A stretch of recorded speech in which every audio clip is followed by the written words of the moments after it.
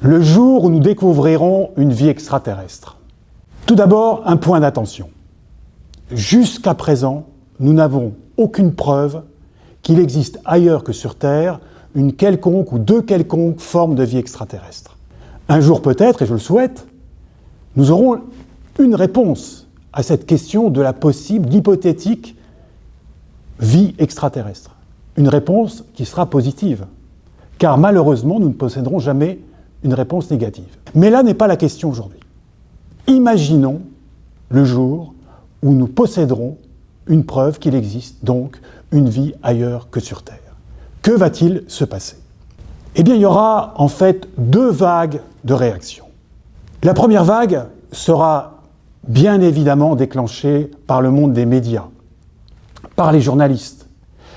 Vous le savez comme moi, la question de la vie extraterrestre, c'est l'un de leurs marronniers préférés. C'est-à-dire un de ces sujets, un de ces dossiers qui régulièrement, au moins une ou deux fois par an, apparaît sur les écrans de nos ordinateurs, sur les unes de la presse, et qui fait le plaisir des lecteurs, des téléspectateurs, parce que la question de la vie extraterrestre les intéresse.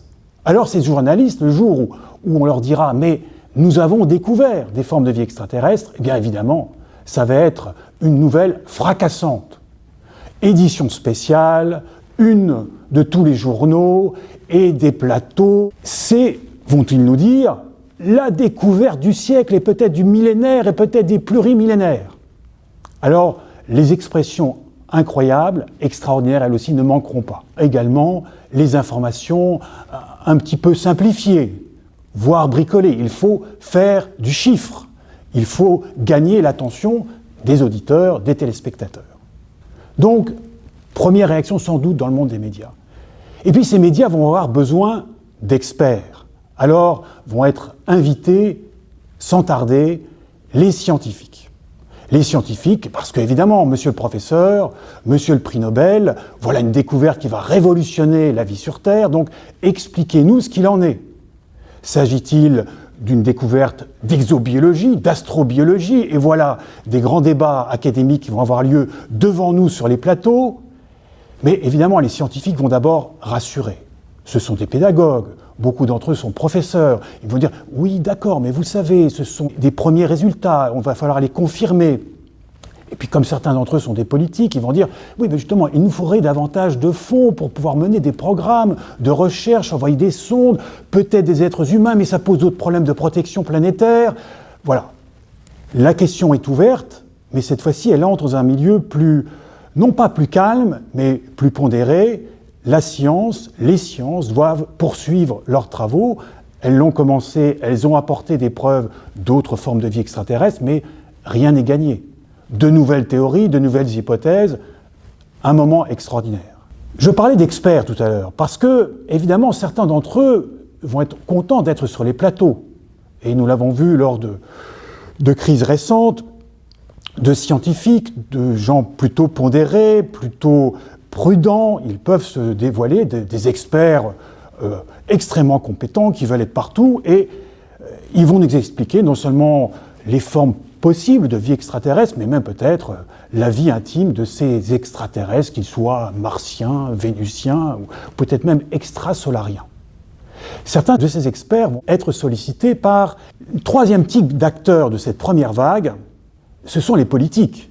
Parce qu'évidemment, le bon peuple va se tourner vers les politiques. Mais alors, qu'arrive-t-il? Est-ce que nous devons avoir peur? Pourquoi vous nous informez seulement maintenant de quelque chose d'aussi évident? Parce que, évidemment, une fois qu'on l'a découverte, cette forme de vie, elle est évidente.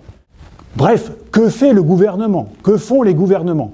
Et les gouvernements d'inviter des experts autour d'eux. Et là, si vous voulez avoir une magnifique mise en scène de la situation, allez voir ce film bien connu, Mars Attack, autour du président des États-Unis. Il y a à la fois les chargés de communication, évidemment, parce qu'il faut communiquer, et puis le savant, avec sa pipe, ça rend, paraît-il, plus sérieux. Vous demanderez ça à d'autres astrobiologistes qui vont tout vous dire sur la vie intime des extraterrestres. Sans oublier, toujours grâce à Mars Attack, la présence des militaires. Parce que, évidemment, qui dit présence extraordinaire, présence étrangère, dit aussi possible danger. Alors, il y a déjà des choses que nous connaissons aujourd'hui en termes de protection biologique ou même planétologiques, planétaires. Mais les militaires seront là, eux aussi, pour nous rassurer et peut-être préparer, si nécessaire, la contre-offensive. Voilà la première vague. Il y a une seconde vague qui va arriver, elle qui mettra sans doute plus de temps, ou qui mettrait sans doute plus de temps à nous parvenir. C'est d'abord celle qui est représentée par les philosophes. Parce que nous l'ignorons, mais les philosophes se sont depuis très longtemps intéressés à cette question. Existe-t-il des formes de vie ailleurs que sur Terre? Alors ces philosophes sont en fait très nombreux. Certains vivaient au bord de la Méditerranée du temps de la haute philosophie grecque, plus proche de nous, et dans notre bonne vieille Europe, quelqu'un comme Nicolas de Cuse, dans son ouvrage « La docte ignorance », nous sommes au XVe siècle, imaginait les lunatiques, des êtres qui vivraient à la surface de la Lune et qui, de ce fait, auraient un esprit assez lunatique, disait-il. Nous connaissons aussi, cette fois-ci au XVIIe siècle, Fontenelle, qui profite d'un discours sur la pluralité des mondes pour mener une conversation galante avec une marquise. Tout ça au cours de plusieurs nuits dans le château de cette noble dame. Il avance l'hypothèse d'extraterrestres que nous ne pourrions pas voir, dit-il jusqu'à présent, parce que de même, quand nous sommes sur les murailles de Paris, nous ne voyons pas s'il y a des habitants à Saint-Denis. Mais pourtant, ils existent. Alors pourquoi n'existerait-il pas des habitants sur la Lune? Simplement, ils sont un peu trop loin. Philosophe encore, c'est Voltaire. Voltaire avec son conte Micromégas, où il pose lui aussi l'hypothèse d'êtres extraterrestres. Alors, évidemment, ces êtres-là viendraient nous rendre visite. Ça, ce qui était une question un peu différente. Mais en tout cas, c'est la preuve que la philosophie, depuis très longtemps, s'est intéressée à cette question. Et même l'un de ces philosophes du Moyen-Âge, le grand Albert, disait que c'est l'une des plus nobles questions que la nature puisse poser à la philosophie. Malheureusement, je ne suis pas très sûr que si demain nous trouvions des formes de vie extraterrestres, les philosophes s'intéresseraient autant à cette question. En tout cas, les philosophes d'aujourd'hui semblent s'être un peu débarrassés de cette question. Peut-être qu'il y a sur Terre déjà de quoi faire pour la réflexion philosophique. En tout cas, si vous connaissez un philosophe, allez lui poser la question, ce serait une manière de préparer l'avenir. Un autre corps de métier, si je puis dire, ou groupe social qui pourrait constituer la deuxième vague, c'est tout le monde, je dirais, des religions, des religieux, et de ceux aussi qui s'intéressent aux religions plutôt pour s'y opposer. Si vous faites un peu le tour de la question, mais évidemment je vais faire un tour rapide aujourd'hui, vous voyez que, nos grandes religions sont plutôt accueillantes. Le pape actuel dit, il n'y a pas de problème, s'il y a des extraterrestres, nous pourrons les baptiser. Bien sûr, il faudrait qu'ils aient un peu de conscience, et je ne sais pas trop quelle forme ils auraient, mais ça pourrait se faire.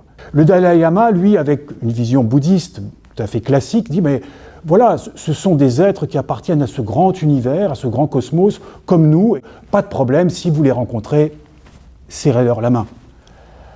Il y a des courants religieux un petit peu moins clairs, j'allais dire, et qui souvent sont plutôt sectaires. Depuis longtemps, nous les entendons, un peu tirer la couverture extraterrestre à eux et expliquer qu'il faut absolument, sur Terre, préparer des lieux où les extraterrestres pourraient nous rendre visite, où ils pourraient peut-être même installer des ambassades.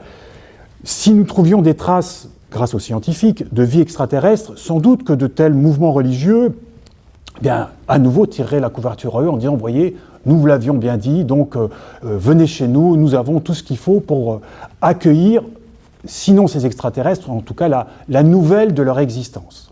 Il y a aussi ceux qui, attendent cette occasion pour dénoncer, et non sans raison, le caractère souvent anthropocentrique de bien des religions, surtout dans notre Occident. C'est moins le cas des philosophies et des religions orientales.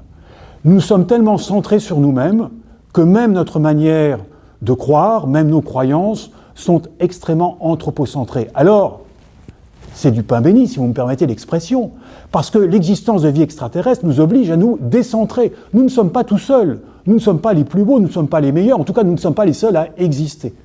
Et je suis certain que plus d'un scientifique, et même plus d'un penseur, peut-être même un philosophe, les voilà qui reviennent, profiterait de cette occasion, une fois encore, je les comprends parfaitement, pour nous dire « Oh là, attention, ces religions ne sont-elles pas trop anthropocentrées ? Et finalement, est-ce que votre Dieu ne serait-il pas lui aussi un extraterrestre ?» Voilà une question qui pourrait largement occuper tous ceux qui naviguent sur cette seconde vague. Si cette question vous intéresse, il y a une manière très simple de la cultiver, de l'alimenter, c'est en allant lire des gens qui n'ont pas attendu le jour où nous découvrirons une vie extraterrestre. Ce sont tous les auteurs de science-fiction, tous les auteurs de docu-fiction qui l'ont d'ores et déjà imaginé ce jour, avec leur imagination parfois débordante, avec un rapport à la science plus ou moins grand, mais profitez-en, parce que bien souvent, ils n'ont pas tant parlé des extraterrestres que des terrestres que nous sommes. Alors, voilà, je vous propose 2 titres en passant. Les envahisseurs, parce que il est bien souvent, nous retournons, ou ils retournent la question, ce ne sont pas nous qui les découvrons. Et si c'était eux qui nous visitaient? Alors ce serait encore un autre choc et aussi une autre histoire pour un autre jour.